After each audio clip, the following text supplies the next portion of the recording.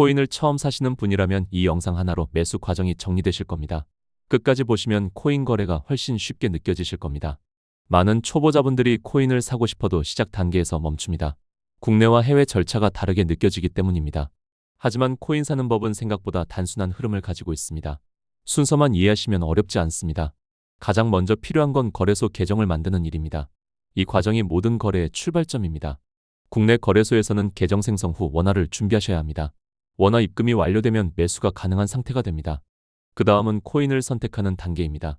처음에는 구조를 익히는 것이 우선입니다. 가격을 확인한 뒤 매수 버튼을 누르면 거래가 체결됩니다. 이것이 국내 거래소 기준의 기본 매수 흐름입니다. 해외 거래소를 이용할 경우 한 단계가 추가됩니다. 국내 거래소에서 코인을 구매한 뒤 전송하는 과정입니다.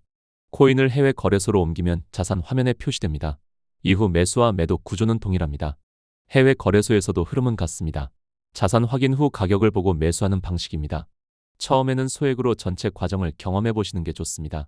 그래야 실수 없이 구조를 이해하실 수 있습니다. 여기까지가 국내와 해외를 포함한 가장 기본적인 매수 과정입니다. 이 흐름만 이해하셔도 혼란은 크게 줄어듭니다.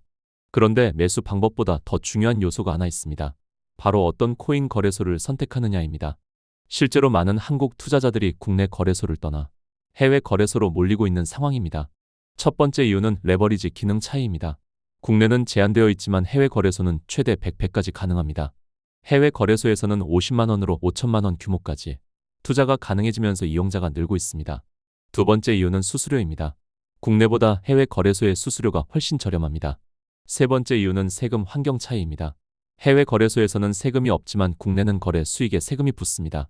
한국인들이 가장 많이 이용하는 해외 거래소와 가입 시 $100 지급 이벤트 정보를 이 영상의 고정 댓글에 적어두었습니다.